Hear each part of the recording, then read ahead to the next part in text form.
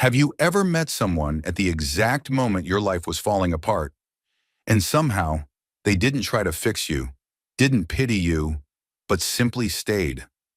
This is the story of a man who lived alone in a dusty garage, quietly mending broken engines and grieving in silence, until one cold evening, a woman in a torn wedding dress and bare feet appeared at his door. She had nowhere to go. He didn't ask why. And what unfolded next wasn't a love story, at least not right away. It was something slower, truer, something about being seen, not at your best, but at your most human. If you're someone who believes in second chances, in quiet kindness, in the beauty of starting over, stay with us. And if this kind of story speaks to your heart, consider subscribing to the channel. It helps us keep bringing you more soul-touching stories like this one. And trust me, you won't want to miss where this one goes. Now, let's begin. A poor mechanic found a rejected bride with no shoes. The next morning, her ex tried to buy her back. Eli Whitaker's garage sat at the edge of town like an old dog that never barked, but always stayed. It wasn't much to look at. A squat, sun-bleached building with rust creeping up the gutters and a sign that had long lost its boldness. Still, it stood like Eli, steady and unassuming, a piece of the town that people had stopped noticing, even though they knew they'd miss it if it were gone. He opened the garage every morning at 6 sharp, not because there was a line of customers, there rarely was, but because the quiet of dawn was his only true companion. Inside, the smell of oil and dust hung in the air like memory. A single coffee pot bubbled in the back corner, just beside the dented old fridge and a wooden table that once belonged to his father. That table had seen more meals eaten in silence than conversation. 2 mugs always sat side by side, though only one ever got used. The second cup was for his wife, Rachel, who'd passed 3 winters ago. Pancreatic cancer, quick, cruel, and final. He never removed her mug, never could. People in town called Eli a good man, the way small towns do when they don't quite know how to describe someone who's suffered quietly. He fixed old cars for cheap, repaired misses. Henley's screen door after the storm, and mowed the church lawn when the groundskeeper got too sick to do it himself. But he didn't go to potlucks, didn't laugh loud at the diner, didn't make eye contact for long. That morning had started no different. Eli had just wiped his hands on a threadbare rag when the sky shifted. Not in color, but in feeling. He stepped outside, squinting past the horizon. The wind had picked up, brushing cold against his cheeks. And then he saw her, a figure in white, walking slowly along the shoulder of the empty road. No, not just white, a wedding dress. Long, lacy, the train dragging behind her, picking up dust and tiny stones. Her hair was undone, wild in the wind, and her feet bare. She was barefoot. She looked like a ghost. Eli didn't move at first. He watched her, not with alarm, but with the quiet alertness of a man who'd once seen too much to be surprised anymore. She wasn't crying. That struck him. Her shoulders weren't hunched with grief. They were squared, defiant. Still, she looked lost. She didn't see him until she was nearly in front of the garage. Her eyes flicked up, startled. There was a beat of silence between them. She opened her mouth as if to say something, but nothing came.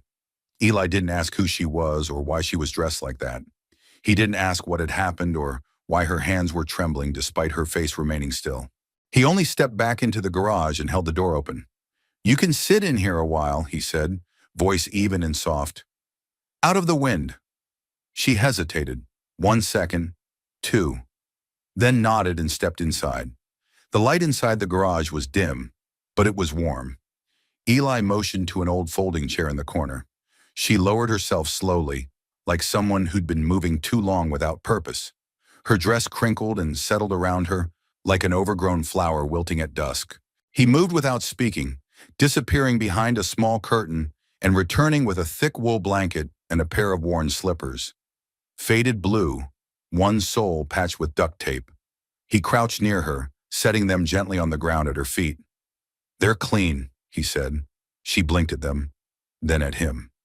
"Thank you," she murmured, her voice cracked and unfamiliar to even her own ears. Eli didn't respond. He turned and walked toward the back of the garage. Soon the smell of chicken broth began to fill the air. She sat quietly, absorbing the space. There were photos on the wall. Old cars, a few black and white shots of a young couple by a truck. A calendar from 2018 still hung behind the register. She noticed the second mug on the counter next to the coffee pot. He returned a few minutes later with a chipped bowl of soup, a spoon resting carefully inside. He handed it to her without ceremony, then pulled up a stool a few feet away and sat. "I'm Eli," he said after a long pause. She looked at him, surprised by the introduction. "June," she said finally. "My name's June." He nodded. "You can stay as long as you need." Another pause. "I won't ask," he added. Her eyes shimmered. Not tears, not exactly. Just the kind of look someone gets when their dignity's been left out in the rain, and someone offers them a dry place to stand without demanding explanation. They sat in silence, save for the occasional clink of spoon against ceramic. Outside, the wind picked up. Leaves skittered across the gravel. Inside, something delicate unfolded between two strangers. A kind of understanding that didn't need words, only space. She finished the soup and set the bowl down carefully. "Thank you," she said again. Eli stood and gave a small nod. He walked over to the shelf, grabbed a clean towel and handed it to her. "There's a cot in the back," he said. "Blanket's warm." She hesitated, then took it. As she walked past him, she paused. "Why are you doing this?" she asked. Eli looked at her for a long moment. "Because someone once did it for me," he said. She nodded slowly, as if that answer wasn't just sufficient. It was the only one that made sense. When she was gone, the garage felt quieter than usual. Eli walked back to the counter, poured himself a fresh cup of coffee, and, after a moment's thought, poured a second. He left both mugs out, just in case. The night deepened, like an old record slowing down. Outside the garage, the wind howled across the flatlands, scraping dry leaves over gravel. Inside, the world narrowed to the hum of a radiator and the soft breaths of a woman sitting with her hands folded tightly in her lap. The dress made no sense in this setting. Ivory silk, smudged with dust and streaked with something darker, possibly grease from the road. The hem had torn in two places, one shoulder strap drooped from her collarbone. It had once been expensive. Now it looked like something pulled from a dream someone tried too hard to hold on to. June sat on the cot Eli had set up in the back room, where an old curtain hung like a half-hearted attempt at privacy. The blanket was coarse but warm, and the slippers, though far too big, were something to be grateful for. Eli hadn't asked a single question. She didn't know what to make of that. Men usually wanted something, an explanation, a justification, a softened version of the truth. But Eli had simply opened the door, handed her a pair of duct-tape slippers, and poured soup like it was the most natural thing in the world to offer a runaway bride sanctuary in a garage filled with rusted tools and hollow silences. She stared at the ceiling. It was water-stained in one corner and bore the faint circular shadow of a light fixture long removed. Every few seconds, she could hear the faint metallic tick of the overhead lamp cooling. Her body ached, her ankles especially. Hours in heels, then barefoot on asphalt. But her heart? That was something else. It didn't ache. It stung, like something had torn open too quickly, leaving nerves raw. She hadn't meant to walk this far. Or at all, really. She'd left the church still holding her bouquet, then dropped it in the parking lot when the petals started to fall apart in her hands. Her father's voice still echoed in her head. "He changed his mind because you made a scene, June. Because you always have to make things difficult." The irony was that she'd kept quiet. She had smiled through the rehearsal dinner, accepted the sideways comments from his mother about her dress being a little too modern. She had swallowed her pride, her voice, her fire. But at the altar, when he looked at her like she was an unruly puzzle piece, she had blinked. And that blink had been enough. Now here she was, in a stranger's garage smelling like engine oil and cold air. There was a knock on the wall, not loud, more like the polite knock of someone who already owned the space but still respected its new occupant. June sat up. "Yes?" Eli's voice came from just outside the curtain. "I've got some tea if you're not too tired." She hesitated, then stood and pulled the curtain aside. He was holding two mugs. Hers was bright yellow with a chipped rim. "I used to drink from that one," he said with a small smile, "until Rachel claimed it." She took the mug. The tea was strong, earthy. "Rachel, my wife," he said simply, "passed away a few years back." "I'm sorry." He nodded once, as if to acknowledge the sentiment without drawing it out. Then he sat down on a workbench across from her, the steam from his mug curling up like breath in the cold. They didn't speak for a long moment. It wasn't uncomfortable, just still. "I didn't mean to come here," June said finally. "I figured. I didn't even know where I was walking. I just kept going." Eli took a slow sip. "That's usually when you end up somewhere you're meant to be." She looked at him, trying to figure out if that was just a platitude or something he believed. But his expression was unreadable. Calm, steady. A man who had already wrestled with the parts of life she was only beginning to stumble through. She cleared her throat. "He said I was too much, that I needed to tone it down, that I couldn't be his wife unless I stopped questioning his choices." Eli looked at her gently. "You left before the ceremony?" "He did." Her voice cracked just slightly. "Said he'd changed his mind, that maybe I wasn't the kind of woman who made a man look good standing next to her." Eli didn't flinch. He only said, "He sounds like a man who confuses strength with danger." She blinked. No one had said that before. No one had seen her strength in all of this. Only her stubbornness. She wrapped her hands tighter around the mug. "I didn't want to go home. My parents think I ruined everything. My father said I should just apologize and make it work, that this was my only real shot." Eli's mouth quirked, not quite a smile. "Some people think happiness is just not being alone. And you?" "I think happiness is being able to be fully yourself and still have someone choose to stay." She inhaled, sharp and quiet. For a moment, the smell of tea and motor oil mingled like old friends. June looked down at the slippers she wore, absurd beneath the hem of the crumpled dress. She realized she hadn't felt safer in months. "Why'd you let me in?" she asked softly. "You didn't even know me." Eli stood slowly, finished his tea and walked to the sink. He rinsed his mug and set it on the rack. "I didn't need to know you," he said. "I could see you were cold. That was enough." She didn't respond right away. Just let his words settle into the cracks of her tired body. When he turned to leave, he paused by the curtain. "The cot's yours for as long as you need it," he said, "and the slippers too." As he disappeared down the hallway, June felt something in her throat shift. Not a sob, not tears, just space, like she could breathe without apology. She sat back down, sipping the tea slowly. She didn't know what would come tomorrow, but for tonight, she wasn't being judged. She wasn't being fixed. She was simply being allowed to exist, in a garage that smelled like warmth and second chances. The night settled into the garage like dust, quiet, persistent, and strangely comforting. Outside, the wind softened, whispering through the trees that lined the empty road, brushing softly against the metal siding. Inside, only the faint creaks of the buildings shifting in the cold broke the silence. June lay on the narrow cot, eyes fixed on the ceiling, where a single bulb cast an amber glow through its dusty glass. She hadn't slept in nearly 2 days. But her body wasn't ready to rest just yet. It was still wired, still braced for the next blow.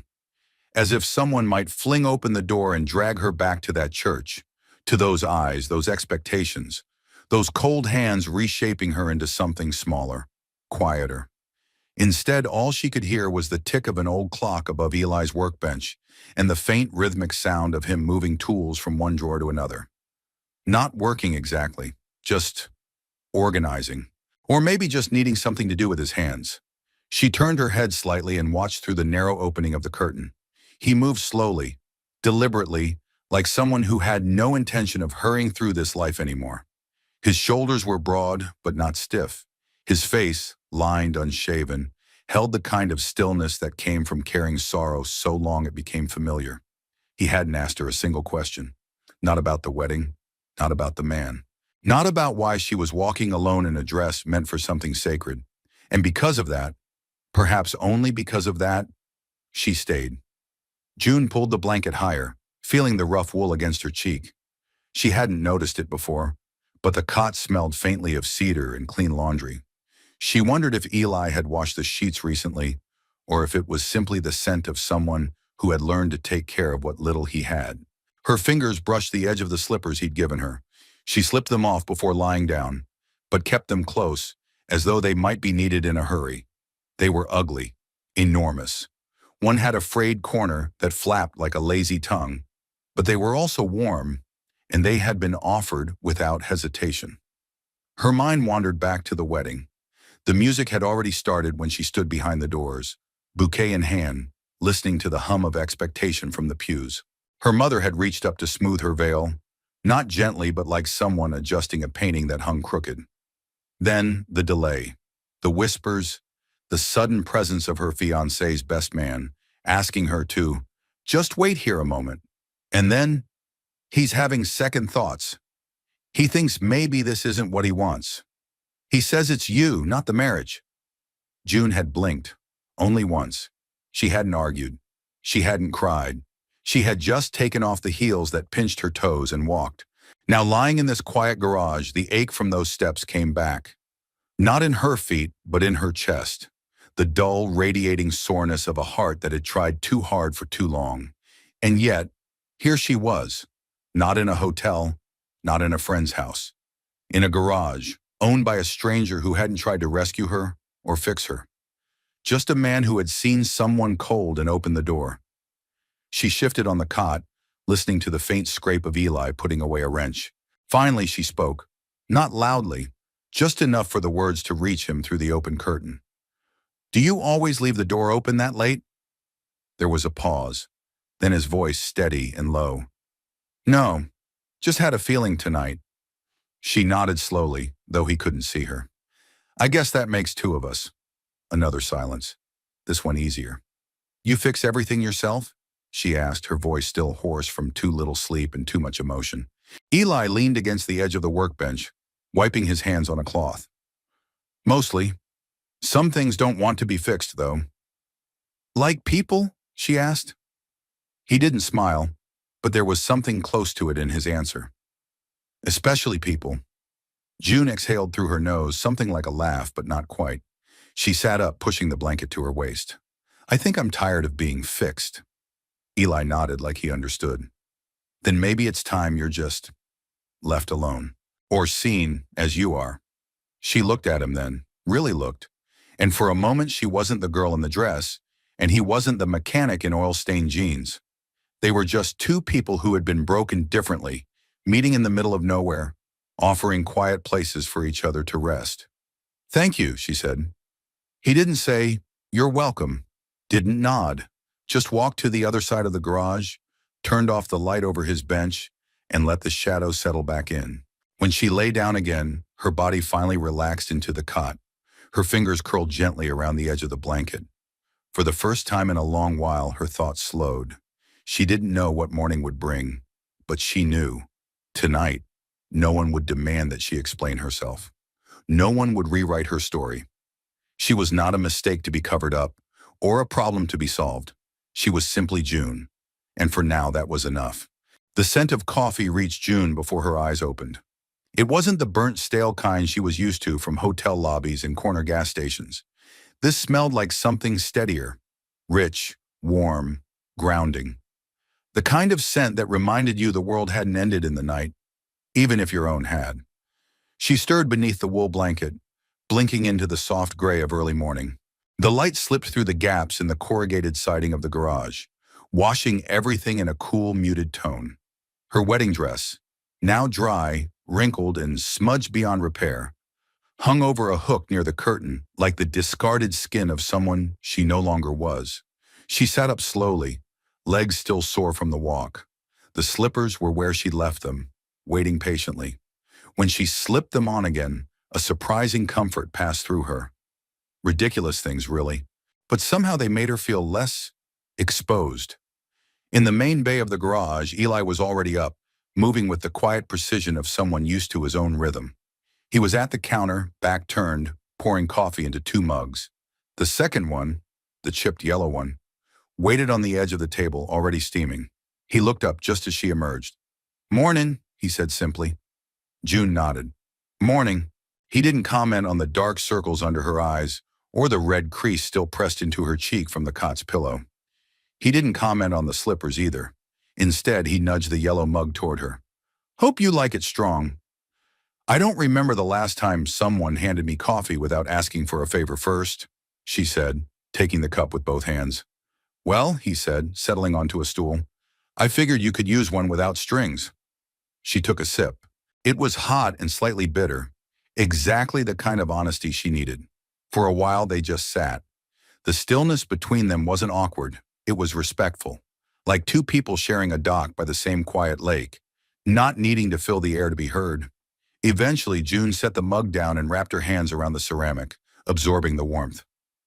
Thank you for letting me stay. I didn't, I didn't expect kindness last night. You didn't expect to end up here, Eli replied. She gave a short, dry laugh. I didn't expect to be a runaway bride either. He nodded, offering no jokes, no half smile, just that same steady presence. It made her want to say more, not because he asked, but because he didn't. He told me I was difficult, she said, the words tasting foreign aloud. Said I made things harder than they needed to be. His mother agreed. I smiled through it all until I didn't. Eli took a sip of his coffee, then asked gently, and when you stopped smiling? He left. She looked down at the mug. Right before the vows. Said I wasn't the kind of woman who made a man look respectable, that maybe I was more effort than I was worth. The silence that followed wasn't heavy. It was reverent. Eli didn't fill it with empty condolences or outrage. He just sat with her in it. After a beat, he said, some folks confuse compliance with peace. She looked up at him. What do you mean? People like things quiet, easy, predictable. But real peace isn't quiet. It's earned. It's knowing who you are and not apologizing for it. June stared at him, absorbing the weight of it. You talk like someone who's had to earn it. Eli didn't respond right away. He looked down at his hands, rough and nicked in places where wrenches in time had left their mark. My wife, Rachel, used to say I fixed things because I couldn't fix what mattered, he said, voice low. We lost our daughter. Long time ago. I buried myself in this place afterward. Thought if I just kept my head down and helped where I could, the ache would get quieter. June didn't speak. She knew the language of loss, even if her own looked different. There was a bond in the way pain made people more careful with each other. Did it? She asked softly. Some days, he said. Other days, it just reminds me I still feel. June nodded, her throat tight. She looked around the garage again. The old tools arranged just so, the faded photos pinned to a corkboard in the corner, the spotless workbench, and saw not mess, but memory, not routine, but reverence. I don't know what I'm going to do next, she admitted. I don't want to go back home. I don't want to beg someone to love me the way I am. You don't owe anyone that, Eli said. Not him, not your family. I'm just tired, she whispered. Tired of being a version of myself that fits into someone else's picture. He didn't rush to reply. Instead, he stood and walked toward the shelf by the door, rummaging through a box before pulling out a small, oil-stained apron. My wife used to help me around here, he said, handing it to her. She'd mess up more than she fixed, but she always left things better than she found them. June took the apron, eyes wide with surprise. Are you offering me a job? Eli shrugged. Not sure what it is yet, but the coffee's free, and there's plenty of grease to go around. For the first time in what felt like years, June smiled. A real, lopsided, half-broken thing. The kind of smile that wasn't meant to be pretty. It was meant to be true. She slipped the apron over her head and looked down at the faded name patch still sewn into the front. Rachel. I'll try not to break anything important, she said. He gave a quiet chuckle. We've both already survived worse. The wind had stilled outside. Morning had fully arrived now, casting long rays of gold across the concrete floor. And in a garage that once housed only echoes, two strangers sat with coffee between them. Not healed, not fixed, but seen. The morning unraveled in quiet motion. Eli went about his routine without explanation, slipping into the rhythm of a life that didn't demand attention. June watched from the edge of the garage, still wearing the apron labeled Rachel, unsure if she was intruding or simply becoming part of the scenery. It was strange, she thought, how easy it was to disappear in the world. People often feared being abandoned, but being quietly overlooked, absorbed by the noise of everyone else's expectations, was its own kind of erasure. She'd lived that for too long, dressed correctly, smiled politely, softened herself at every edge. Until now. Hand me that socket wrench, Eli asked, glancing up from the open hood of an old pickup. June blinked, momentarily startled out of her thoughts. She found the tool where he pointed and passed it to him, careful not to brush his hand. Thanks, he said. She hovered nearby. Want help with anything else? He didn't answer immediately. Instead, he leaned into the engine and tightened something with practiced ease. You ever changed spark plugs before? She snorted. I've barely opened a hood. My ex used to act like the engine would bite me. Eli gave a faint smile. Engines don't bite. They just tell the truth. She tilted her head. What do you mean? He stood, wiped his hands on a rag. If something's broken in there, it'll show you. Won't pretend. Won't lie to your face while planning to stall the next time you're stuck in the rain. June's expression softened. So they're more honest than people. He didn't confirm it. Didn't need to. By mid-morning, they were side by side, sorting through old parts and rusted tools that hadn't seen light in years. June worked slowly, clumsily, but Eli never corrected her. He just let her learn. There was something soothing about it. The clang of metal, the grit under her nails, the way every movement had a purpose, however small. She wasn't just being kept here. She was doing something. She was being. They reached a dusty shelf near the back wall, half covered in cobwebs and boxes labeled in faded Sharpie. Eli pulled down a small crate, coughing softly as a puff of dust billowed out. Inside were old parts, bolts, gaskets, screws, and one small object wrapped in yellowed cloth. He unwrapped it carefully. Inside was a metal keychain, shaped like a tiny wrench, attached to a worn leather fob. June leaned in. What's that? Eli turned it over in his hand. Belonged to Rachel. She gave it to me the day we bought our first truck. Said if I ever lost myself, at least I'd have something in my pocket that could still fix something. June went quiet. He didn't say it with sentiment. It was just a memory. Honest and unpolished. You loved her a lot, she said, not as a question. He nodded. Still do. That kind of love doesn't leave. It just finds different rooms in the house. She studied his profile, the deep-set eyes, the quiet strength in his jaw, the way grief had carved lines into his skin like gentle rivers.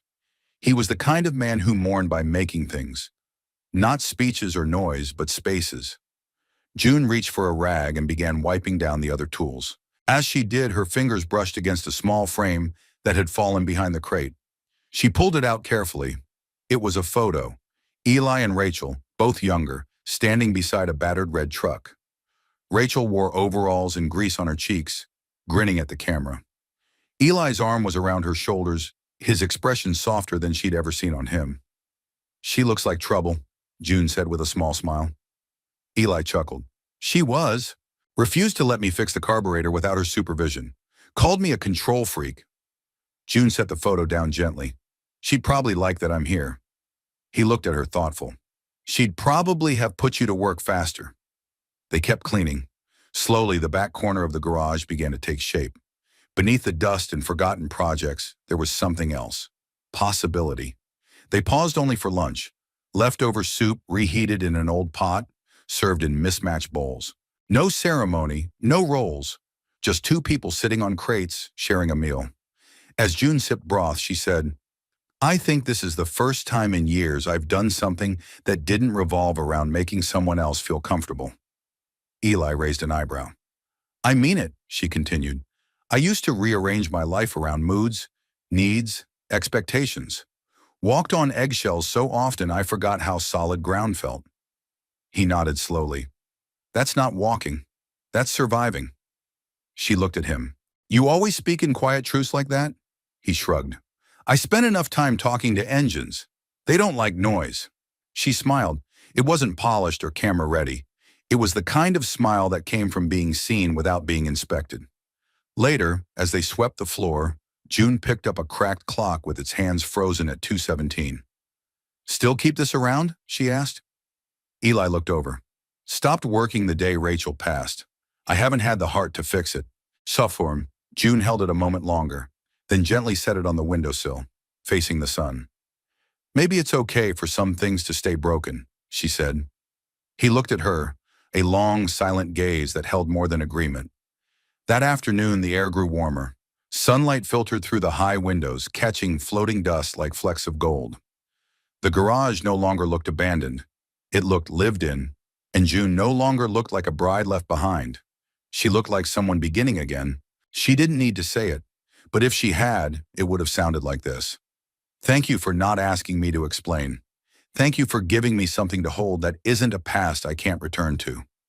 Instead, she handed Eli a fresh rag and simply said, "Let's keep going."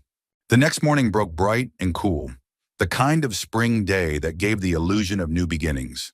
Sun glinting off windshields, breeze just strong enough to stir the dust without biting. Eli was already outside, sleeves rolled, bent over a Buick that refused to start, while June swept the front of the garage in slow, steady strokes. She had tied her hair up with a scrap of cloth, a smudge of grease on her cheek from earlier.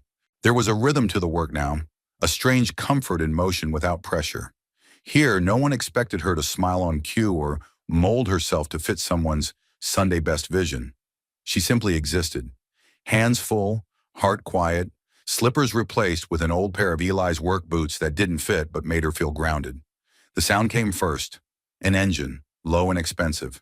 June's broom paused mid-sweep. She knew that hum. Too polished, too smooth for these roads. It didn't belong here. The car came into view a moment later, cresting the gravel curve like a shadow pulling forward. Black, shining, tires too clean, chrome mirrors catching the light with surgical precision. Eli straightened, narrowing his eyes. The car stopped right in front of the garage, kicking up a halo of dust that settled too slowly. The door opened, and there he was, Zach. Perfect hair, tailored navy blazer, shoes that looked like they'd never touched dirt. He stepped out like a man walking into a boardroom he expected to dominate, not the quiet edge of a rural road. June's hands gripped the broom tightly. He smiled, that same smile he used when charming waiters or smoothing over arguments without actually addressing them. "June," he said, like her name was a reprimand wrapped in concern. She didn't speak. Eli remained by the Buick, unmoving, watching. Zach looked around the garage, lips curling slightly. "Well, this is quaint." Still, June said nothing. "I've been looking for you," he continued, stepping closer. "You left everyone in a panic. Your father's been calling me nonstop. They were worried sick."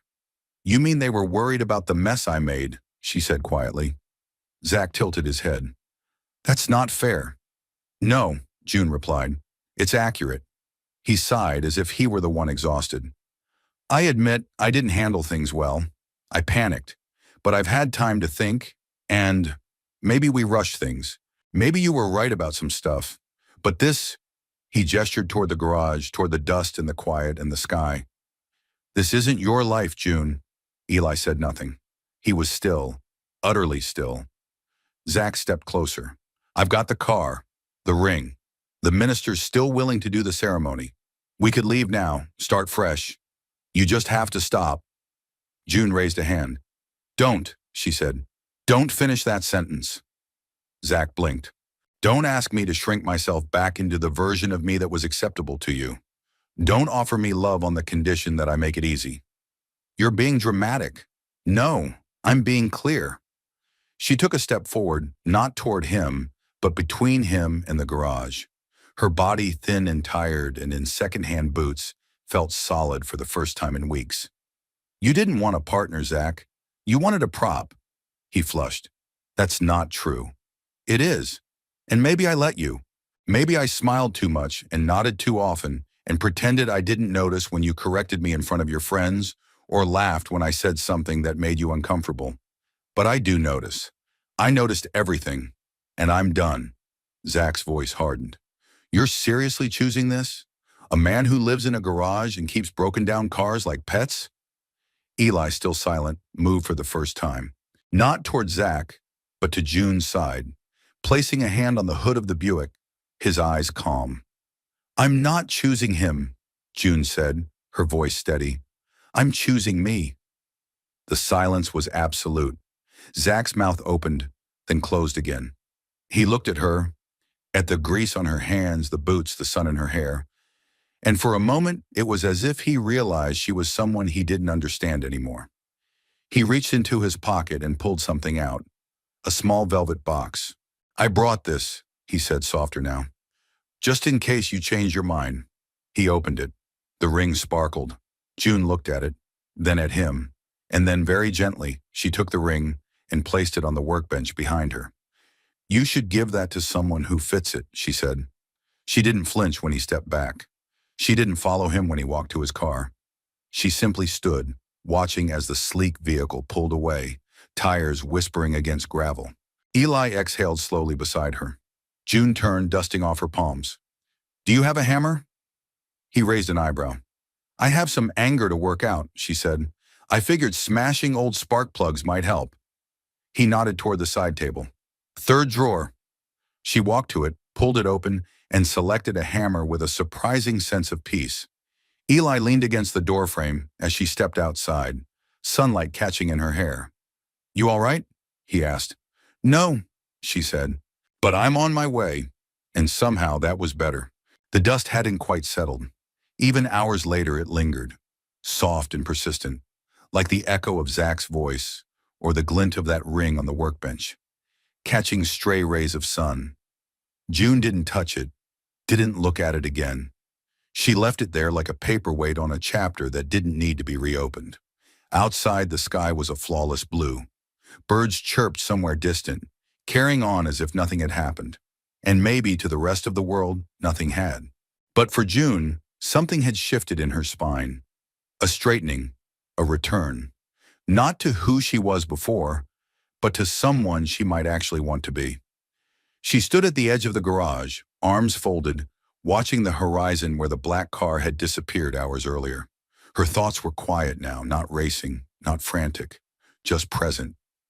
Eli had gone back to work after Zach left, like nothing needed to be said. That was something she appreciated about him. He didn't rush in with comfort. He didn't try to fix the moment. He just gave her space to feel it, unabridged and uninterrupted. And now as she turned toward the workbench where he tinkered with an alternator, she felt something else. Steadiness. Not love, not yet, but something foundational. Trust, maybe. "You didn't have to say anything," she said after a while, walking toward him, her voice measured. Eli didn't look up. "Wasn't mine to interrupt." She leaned on the bench beside him, folding her arms. "You heard everything?" "I hear what matters." That made her smile. Small, tired, but real. They worked side by side for a while, June handing him tools as he asked, wiping dust off old parts, occasionally checking the coffee pot that never seemed to run dry. It was the kind of silence that didn't push or pull. It simply allowed. "You've got a quiet way about you," she said eventually. "So I've been told," he replied, tightening a bolt. "It's good, calming." He gave a small nod. "Rachel used to say I was the only man she ever met who didn't feel the need to fill every silence." "What happened to her?" June asked gently, then quickly added, "You don't have to answer." Eli set down the wrench, wiped his hands on a cloth. "Ovarian cancer. Took her fast." June's eyes softened. "I'm sorry." He nodded once, accepting the sympathy without letting it define the moment. "I built this garage for her, you know. Not the business, the space. She liked the smell of oil, said it reminded her of her dad's shop. She used to come out here with lemonade in the summer, sit in the corner, and read while I worked." June looked around, at the little details she hadn't noticed before. A faded cushion on a chair that didn't match the others, a chipped mug with a cartoon sun on it, a cracked radio that seemed placed more for presence than use. "It still feels like her," she said quietly. "That's the idea," Eli replied. "But it's changing." June tilted her head. "Because of me?" "Because of time," he said. "And maybe a little because of you." She smiled again. This one stayed longer. They fell into silence once more, working until mid-afternoon. At some point, Eli disappeared briefly and came back with a peanut butter sandwich wrapped in wax paper and handed half to her. "I'm not much of a cook," he said, "but I can keep you from passing out." She took it gratefully. "This is gourmet compared to wedding cake and fake smiles." He gave a soft chuckle. After they ate, June returned to the workbench and looked down at the ring still sitting there. She didn't touch it, just stared for a long moment before speaking. "It's strange. I thought seeing him again would break me. Eli looked up. But it didn't, she continued. It just reminded me how far I'd bent to be loved, how small I made myself. You don't strike me as small, Eli said. I used to be. Around him, I mean. I used to wait for permission to be myself. I don't want to do that anymore. Eli nodded. Then don't. She looked at him. It's that simple? He met her gaze steady. Simple doesn't mean easy. They stood there, the late light pouring in behind them, painting long shadows across the concrete. June finally turned away from the ring and said, Can we move it? Eli didn't ask where. He just took a small tin from the drawer, placed the ring inside, and handed it to her. She walked out back, past the patch of dry grass and a row of rusting tires, to a spot where a cluster of wildflowers pushed through the fence. She dug a shallow hole with her hands, pressed the tin into the earth, and covered it again.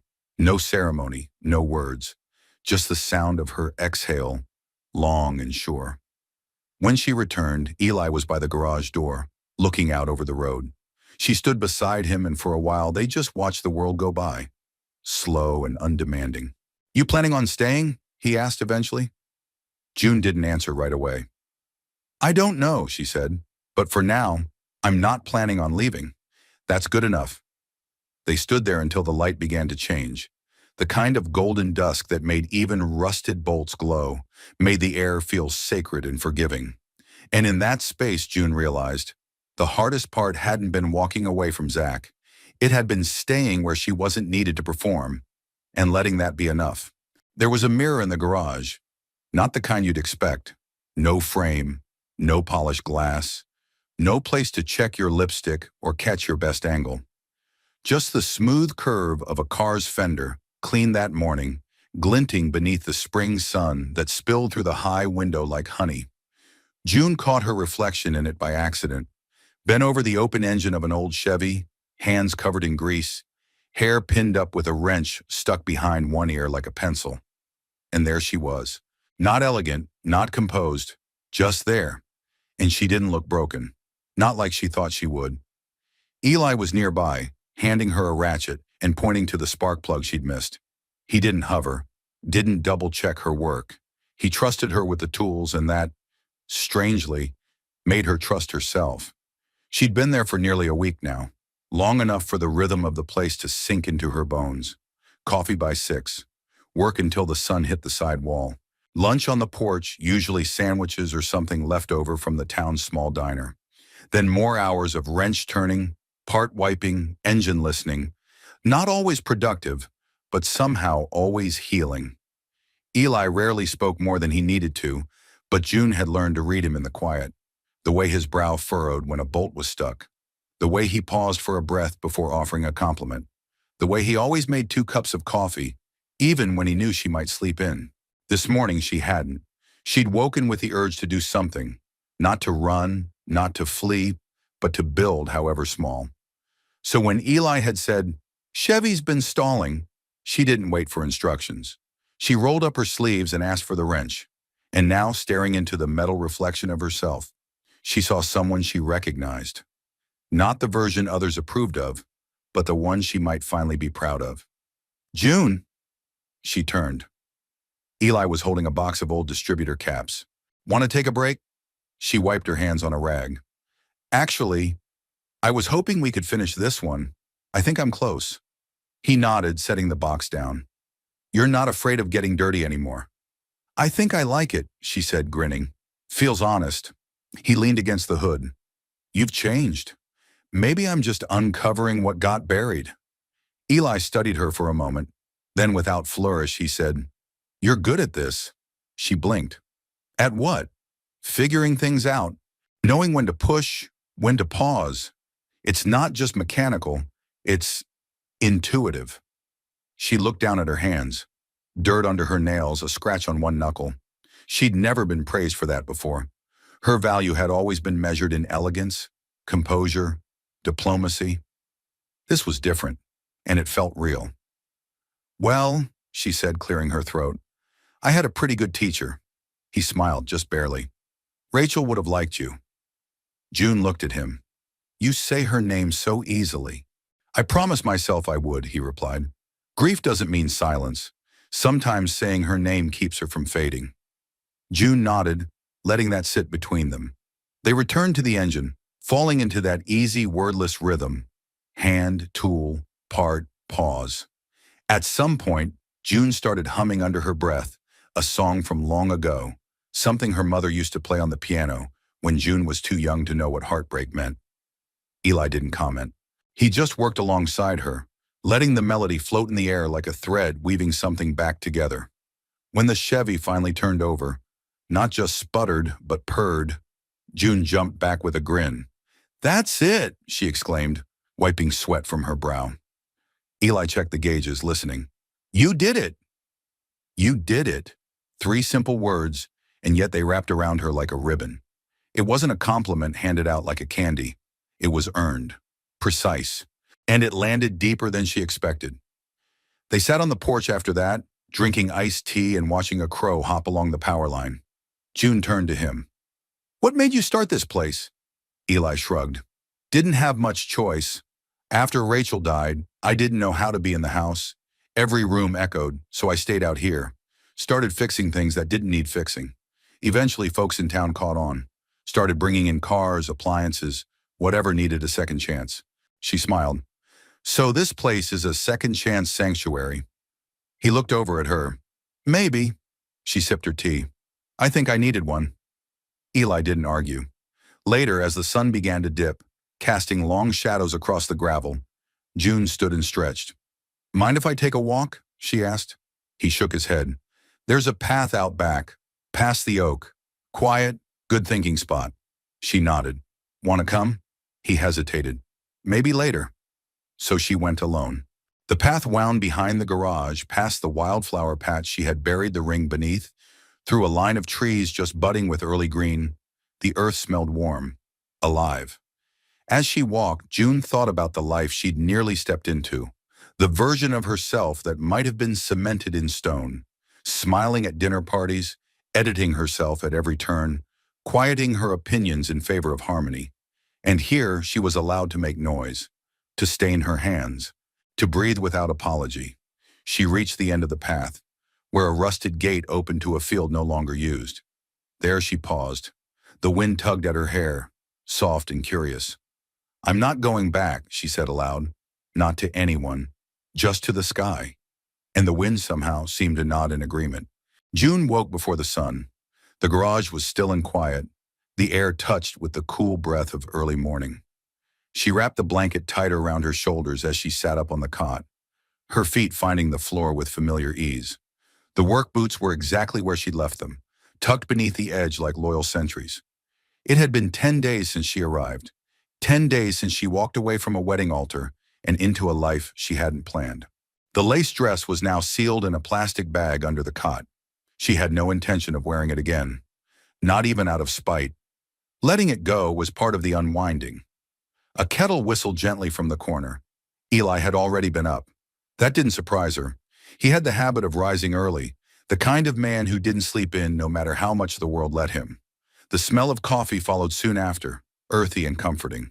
She found him outside, already elbow-deep in the guts of a sputtering sedan. His sleeves were rolled up, grease on his forearm, the sun barely cresting the edge of the barn roof. Morning, she said, rubbing her arms against the chill. Morning, he echoed, glancing up. She watched him for a while. It never stopped striking her, how capable he was without ever needing to boast, how he could see the problem, take it apart, and put it back together better than before.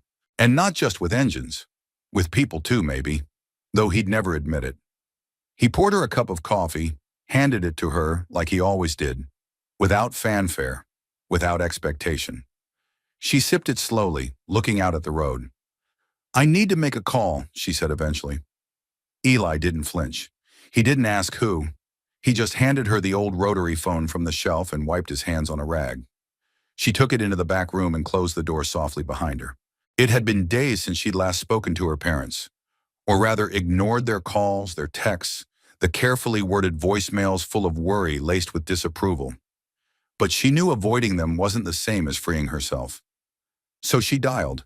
It rang twice before her mother answered, voice clipped and sharp, even before the first word. June. Hi, Mom. A pause. We've been trying to reach you. Your father's been... I know. Another pause, longer this time. Are you safe? Her mother asked. I am. Silence stretched again, taut and uncomfortable. I saw Zach last week, her mother said. He was upset. Said you wouldn't listen. That you've changed. I have, June replied quietly. And I'm not sorry. Her mother exhaled. You don't understand what you gave up, June. Security, a family, a life. A life that didn't include me, June interrupted. Her voice didn't rise, but it didn't waver either. A version of me that smiled on cue and stayed small so no one else had to feel uncomfortable. June, I called to tell you I'm not coming back. Not to him, not to that life. I don't know what I'm building yet, but it's going to be mine, even if it's messy, even if it's slow. There was a beat of stunned silence. Then to her surprise, her mother said very quietly, You always were brave. I just didn't know what to do with it. June's throat tightened. You didn't have to do anything with it. You just had to let me be. The line held that strange silence again. Not angry now, not quite, just unfamiliar. Well, her mother said eventually, if you need anything, I'll call, June said gently, but I probably won't. And then, for the first time in her life, she hung up without asking for approval. When she stepped back into the garage, her hands were trembling slightly, but her face was calm. Eli looked up from the workbench. All right? June nodded. I finally said the thing I've been carrying around since I was 15. That's usually the heaviest thing in the room. She sat beside him on the bench, the sunlight warming the backs of her hands. I think I understand now, she said. Why people stay in places that hurt. Because it's familiar, and familiarity makes even pain feel safe. Eli nodded. But safety's not the same as peace. No, she said. It's not. They worked the rest of the morning in companionable silence, tuning up the sedan, then breaking for lunch, grilled cheese and tomato soup from a can, eaten on mismatched plates. The simplicity of it made her feel anchored. Later that afternoon, as she wiped down a table in the back, she spotted the yellow mug, the one with the chip and the faded cartoon sun. She picked it up, turning it over in her hands. You ever think of reopening this place? She asked Eli. Like really opening it. Cleaning it up, putting out a sign, letting people know it's more than a ghost of something that used to be. He looked at her, thoughtful. Didn't think anyone'd care. I do. He studied her for a moment. You thinking of sticking around? She smiled. I'm thinking of rebuilding something. Don't know what yet, but this place feels like a good place to start. Eli gave a small nod. Then maybe we fix more than engines. Shoo. They stood side by side as the sky began to turn, the clouds drifting like slow thoughts. June looked out over the field, then down at her hands. Calloused, healing, real. For the first time in years, she didn't feel like a version of herself built to please. She felt like someone who had chosen, truly chosen, to stand her ground, and that made all the difference. The morning air carried the soft scent of lilac and motor oil, an oddly comforting combination. June stood near the back wall of the garage where a small patch of light filtered through the high window and fell across a weathered wooden shelf. She had taken to reorganizing the space slowly, piece by piece, like someone dusting off a memory. There was something sacred about this corner. A collection of old tins, faded Polaroids, a chipped ceramic frog that had no business being near carburetors, but clearly held sentimental rank. She picked up a small box tucked behind a row of spark plug sockets, its lid warped and edges worn smooth with age. Curiosity led her to open it. Inside, a stack of folded index cards, rubber banded together, yellowed with time. Notes maybe, receipts. But as she slipped the band off and began flipping through them, her breath caught. Each card held a short handwritten message in neat, careful cursive. Some had dates, others had only first names. On the top card, written in faded ink, to the woman who left groceries on my porch after the accident, I never forgot. E.W. June felt a slow warmth rise in her chest. She turned over more cards. For the man who fixed my flat tire and never charged me, thank you. For Rachel, who taught my daughter to braid her hair when I couldn't. You saved us more than you know. These weren't receipts. They were remnants of gratitude, a quiet archive of kindness. She turned back to the first card, the one with the initials E.W. Eli Whitaker. She glanced toward the front of the garage where Eli was crouched under the hood of a Dodge, humming low under his breath. "Hey," she called gently. He looked up, wiping his hands on a rag. She held up the box. "Can I ask about these?" He paused, then walked over slowly, as if bracing for a memory. "Oh," he said, softening. "That old thing. You've been saving these." He shrugged, a little embarrassed. "Just reminders. Rachel used to say we forget the good too fast. Said I should keep track of the moments when the world got it right. Even just a little." June ran her fingers over the top card again. "It's beautiful." He looked down. It was her idea. "I didn't have much to offer people after she passed, but I could fix things. Bring soup. Keep a lawn mowed." "You offered more than that," June said quietly. Eli gave a small, almost apologetic smile. "I didn't want to be forgotten, so I tried to make myself useful." She set the box down gently. "That's not why people remember you." A silence stretched between them. Not uncomfortable, just full. After a moment, Eli nodded toward the cot in the back. "There's another box in that drawer. Might be more notes." She crossed the garage, knelt beside the drawer, and opened it. Inside was a small envelope, cream-colored, sealed but unmarked. Unlike the others, this one looked untouched. No folds, no date, no signature. She hesitated, then held it up. "This one?" Eli stepped closer, saw it, and stopped. His face changed, not in shock, but in something gentler. Recognition. "That's not mine," he said. June tilted her head. "Then whose?" He swallowed. "Rachel found it years ago. Left on the porch in a rainstorm. She kept it, said it didn't need to be opened, just needed to be held on to." Curious now, June carefully peeled back the flap and slid out the note inside. The handwriting was familiar, too familiar. She froze. Her eyes scanned the first few lines and her breath caught in her throat. "To the boy whose mother fed me soup after my father left. You probably don't remember me. I was 9. You were 11. You shared your sandwich with me when I didn't have lunch. Your mom gave me socks. You showed me how to fix a loose bike chain. I never forgot. I don't know where life will take us, but I hope kindness finds you again someday. I hope someone shows up for you, like you did for me. June H." The room tilted slightly. June looked up at Eli, the note trembling in her hand. "I wrote this," she whispered. Eli blinked. Slowly. "What?" Her voice shook. I must have been 9. My mom and I left my dad one winter. We ended up in a small town with no money, staying with a family friend. There was this boy down the road. He was quiet, kind. He shared food with me when I forgot mine. His mother made soup. She braided my hair. I wrote this letter and left it when we left town. I never expected anyone to find it." Eli reached out and took the note from her, gently, reading it once, then again. "We were in Indiana," he said slowly. "Small town called Fairfield. My mom used to braid every girl's hair. She said it made them feel strong." June stared at him. "Your name was June," he murmured.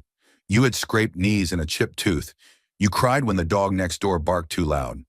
A laugh escaped her, shaky and stunned. "And you showed me how to fix my bike chain." "I remember the sandwich," he said softly. "Peanut butter and jelly. I gave you the bigger half." She covered her mouth, overwhelmed. All this time, all the wandering, all the pain and rebuilding. And here in this dusty garage, she had unknowingly found the boy who once made her feel seen in the middle of chaos. It wasn't fate, not the fairy tale kind. It was something quieter, a thread stitched years ago, held fast through the stretch of time, waiting to be pulled gently back into light. "I guess we were meant to meet again," she said. Eli smiled. Not big, not theatrical. Just honest. "Or maybe we were just meant to remember that kindness circles back." She stepped closer, looking at him not as the man who'd given her shelter, but as the boy who'd once given her hope. "It's strange," she said. "All the places I thought I had to be to feel like I belonged. And it turns out I'd already been there once before? He nodded. And now maybe we build something from that. They stood in the quiet, surrounded by tools, by light, by years stitched together in silence. Not to erase what had come before, but to say we were here, and we are still becoming. The sun rose slow and golden, the kind of morning light that didn't rush to announce itself. It just arrived, gently filling the corners of the garage like it belonged there. The birds were already at it, chirping in the oaks beyond the fence, and a soft breeze danced with the curtain in the back room. Eli poured 2 cups of coffee. He didn't even have to think about it anymore. One mug was chipped yellow, still stubbornly intact. The other, an old blue one Rachel used to favor, now belonged to June, though neither of them had declared it so. It had become hers the same way the rest of the garage had slowly begun to include her, quietly and without resistance. She appeared in the doorway a few minutes later, barefoot, wrapped in a sweater 2 sizes too big. Her hair was tied up in the usual loose bun that never quite held, a smudge of sleep still softening her face. He handed her the mug. "Morning," he said. She smiled. "It really is." They stood there a moment, side by side at the garage's threshold, watching as sunlight stretched across the gravel drive, spilling toward the fields beyond. In the past week, they'd cleared the cluttered back room, fixed the broken porch light, and even scrubbed the old sign that hung out front, Whitaker's Garage, which June had suggested repainting with a new line underneath. Second chances welcome. She hadn't meant it to be profound, but Eli had nodded, quietly pleased, and by the next morning the new lettering had appeared beneath the old name, fresh and honest.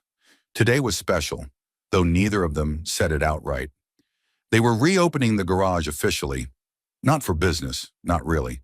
It was more like a gesture, a soft announcement to the town, and maybe to themselves, that this place wasn't just a resting stop for the broken, but something worth continuing.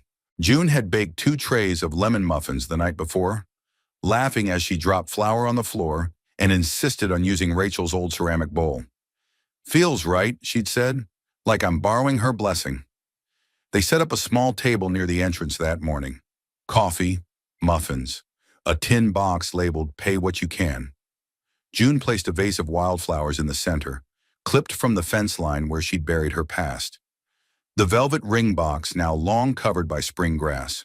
The first customer was old Mr. Denny, whose lawnmower had refused to start since last fall. He brought no money, just a smile and a jar of homemade jam.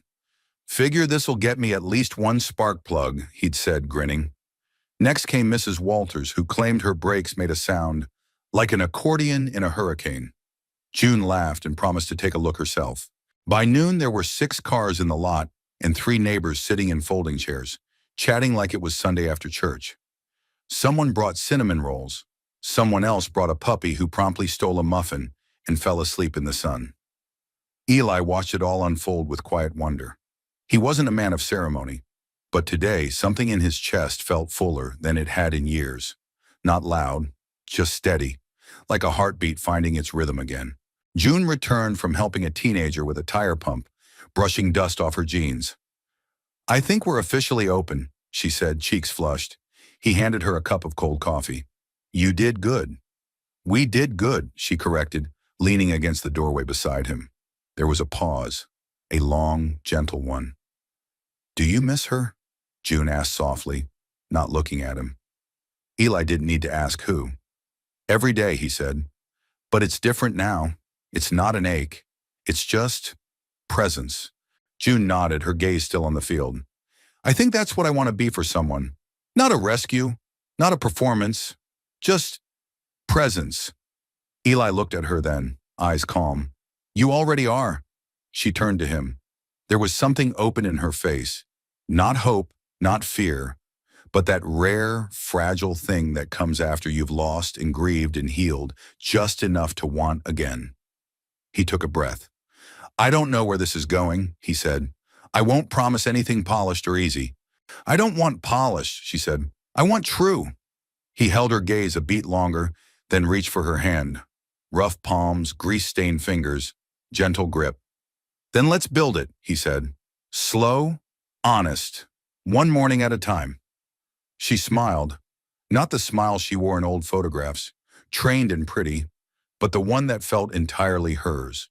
A breeze swept through the garage, rustling the edges of an old photograph still pinned to the corkboard. Rachel in overalls, Eli beside her, both of them laughing. Beneath it, a new photo had been tacked up just the day before. June holding a wrench like a trophy, mid-laugh, sun in her hair, a smudge of oil on her cheek. They didn't try to replace what had been. They added to it.